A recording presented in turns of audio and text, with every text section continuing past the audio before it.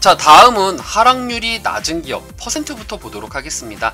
10위는 네오팜이고요. 9위는 콜마 B&H, 그리고 8위는 스카이라이프, 7위가 카카오게임즈가 나왔어요. 컨센서스 대비해서. 그 다음에 6위는 인터로조고요. 5위는 알서포트, 4위는 FNF, 3위는 윈스, 2위는 네페스고요. 1위는 ST팜이 차지를 했네요. 여기서 조금 특징적인 거는 역시나 카카오게임즈 기대를 많이 받았는데 그만큼의 실적은 내지 못했어요. 아무래도 라인업 부분이 조금 약하기 때문에. 그리고 제가 분명히 리포트는 보지 않았지만 카카오게임즈 같은 경우에는 12월에 라인업이 강화될 것이다, 뭐 이런 리포트들이 많이 나왔을 거라고 저는 추측을 합니다. 왜냐면은 게임업계 같은 경우에는 12월 그리고 1월이 라인업이 강화되는 시점이기도 하거든요. 그리고 FNF 경기방어주로서 의류가 조금 잘 나갔을 거다라고 생각을 했는데 의외로 아쉽게도 조금 안 좋은 성과를 낸 것 같아요. 그리고 네페스와 반도체 좋다고 했는데 네페스는 왜 안 좋지? 라는 거 우리가 확인을 해야 되고요. ST팜 같은 경우에는 이것도 제가 이따가 같이 설명을 해 드리도록 하겠습니다. 자, 그 다음에 금액만 봤었을 때 하락되는 부분 보겠습니다.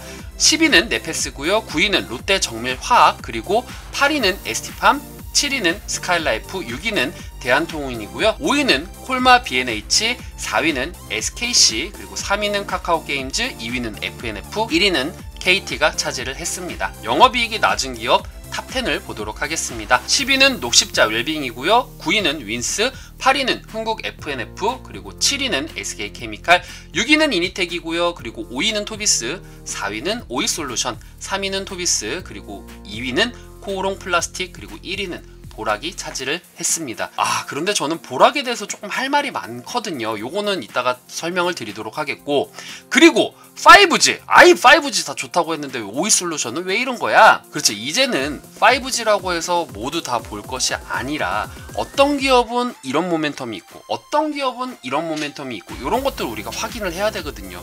이제 종목에 대해서 구분을 해야 되겠다라는 거 우리가 확인을 할 수가 있는데, 그럼에도 불구하고 오이솔루션 앞으로의 전망은 어떤지 요거 확인해야 됩니다. 오이솔루션 지금 안 좋으니까 5G 망했네 이렇게 생각하시면 안 되는 거예요. 4분기 어떤 모멘텀이 있는지 우리가 리포트들이나 기사, 공시 이런 거 같이 확인을 해야 됩니다. 적자 전환을 한 기업들 보도록 하겠습니다. 매출액 기준으로 해서 하락된 부분들 보도록 할게요. 6위는 인터파크고요. 5위는 영진약품, 4위는 네페스고요. 3위는 SG 세계물산이고, 2위는 코덱이고, 1위는 주성엔지니어링이 차지를 했습니다. 주성엔지니어링 도대체 어떤 모멘텀이 있는지 같이 보도록 하겠습니다. 자, 먼저 ST팜 볼게요. ST팜은 우리가 동아소시홀딩스의 자회사로 알려져 있는데, 이 회사 같은 경우에는 유럽 CRO, 유럽에 관련해서 일회성 비용이 나오게 된 거죠. 연결 편입으로 인해서 급여에 대한 비용이 증가되었다. 그리고 신약 연구에 따라서 이 비용이 증가되었다. 투자성이 증가가 되었다.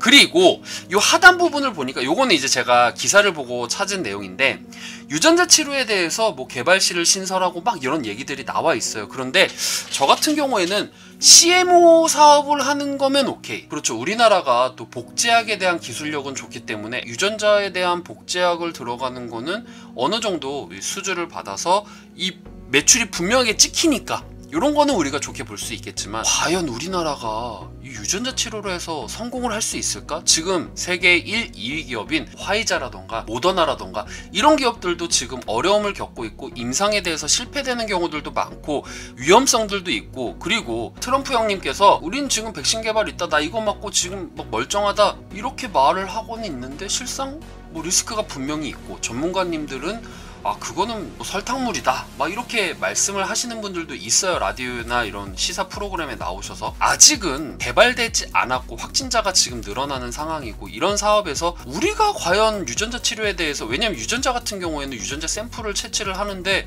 정말 많은 인원에서 한 명이 나올까 말까라는 그런 데이터들도 나오고 있고 난항을 겪고 있는데, 과연 이것이 바로 나올 수 있을까? 물론 기사가 나옴으로 인해서 모멘텀으로 같이 제약바이오 올라갈 때도 올라갈 수는 있겠지만 이걸 보고 우리가 따라가고 투자를 해야겠다라는 거는 조금 리스크가 있다라는 거 생각이 듭니다. ST팜에 대해서 리포트가 많이 나오고 있지는 않아요. 기사는 정말 많이 나와요. 기대감이라던가. 그러니까 ST팜은 지금은 조금 기대감에 따라서 올라가는 기업이 아닐까라는 것을 제가 살짝 조심히, 저는 이제 제약바이오는 제가 보진 않거든요. 제약바이오를 뭐 연구하거나 그런 건 아니지만 여러분들이 투자를 했었을 때는 이런 부분들을 분명히 보고 가셔야 된다라는 거 제가 조심히 말씀드리고 싶습니다. KT 5G 좋다고 하는데 얘는 왜 죽을 썼지? 그런데 뭐 임금 협상 타결에 따른 인상이 올라갔거나 코로나로 인해서 연결 종속 기업들의 수익이 조금 내려간 부분이 악재로 작용을 했대요. 그런데 딱 보니까 5G 가입자는 지금 늘어나는 추세고 경쟁사에 대비해서는 실적 커버는 지금 할 수가 있다. 아이폰 출시로 해서 5G 가입자는 지금 전체 가입자 수의 24에서 25%를 상회하는 가입자를 확보를 했고, 그리고 21년도 같은 경우에는 이게 이제 B2B 사업이 될 텐데 AI, 클라우드, 빅데이터 사업 같은 경우가 본격화가 됐을 때는 이 B2B 사업에 대해서는 좀 모멘텀이 있으니 이런 거에 대해서 우리가 투자 포인트를 바라보자 라는 그런 내용들이 있었습니다. 자, 그 다음에 제가 정말 많이 하고 싶은 말입니다. 보락. 저는 솔직히 이거 보기 전까지는 보락이 무슨 기업인지 몰랐어요. 그런데 리포트는 당연히 없었고요. 이게 뭐하는 기업이지, 무슨 이슈가 있지 뉴스를 보니까 화이자 테마로 같이 올라간다라는 그런 기사들이 있더라고요. 화이자로, 특히나 2020년도 11월 10일 날 화이자 이슈로 인해서 제약바이오가 올라갔을 때 같이 올라갔던 기업이 바로 보락이다 라는 그런 기사를 봤는데요. 일단 보락 같은 경우에는 식품, 첨가물 및 원료의약품을 만드는 회사입니다. 원료의약품이라고 하니까 그래, 화이자에게 납품을 할 수 있겠구나, 뭐 이렇게 생각할 수도 있어요. 그렇기 때문에 화이자 이슈가 나왔을 때 같이 올라갔다라는 생각이 들 수도 있겠지만, 또 시가 대비해서 26.45%가 상승을 했거든요.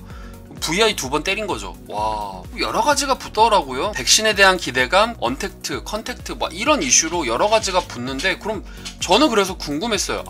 여러분들께 제가 이 기업에 대한 이슈를 말해드리는 거는 테마를 하라고 부추기는 것밖에 안 될 것 같아요. 그래서 전자공시에 있는 거 그대로 제가 가져왔습니다. 제가 뭐 이상한 걸 가져오고 그런 거 아니에요. 자, 일단 보면은 첫 번째로 가장 많은 매출 비중을 나타내고 있는 거는 바로 식품, 첨가물입니다. 그리고 원료의약품을 딱 보면은 보락심, 시칼슘? 상품 같은 경우에는 시카린, 나트륨? 그리고 식품 첨가물은 파인애플 에센스? 그게 제일 많아요. 그리고 합계를 보면은 전반적으로 보면은 내수 시장에 대한, 그렇죠, 수출이 거의 10배예요. 내수 시장이 거의 10배예요. 그러니까 화이자에 대한 이슈로 이렇게까지 올라갈 것 같진 않다라는 생각이 들거든요. 게다가 여기 보면은 주요 거래처가 있어요. 식품 첨가물 같은 경우에는 음료회사라던가 식품회사, 제과업체 이런 데에 들어가게 되는 거고요. 그리고 수출 같은 경우에는 껌, 그리고 의료의약품 보면은 해외 구매자가 직접 구매를 해서 여기서 이제 직접 수출을 하는 거예요. 그러니까 B2B 기업이라는 거죠. 이런 걸로 봤었을 때는 이게 왜 올라가지? 이게 칼슘인데? 칼슘이 치료제에 들어가나? 이런 생각을 하게 되는 거죠.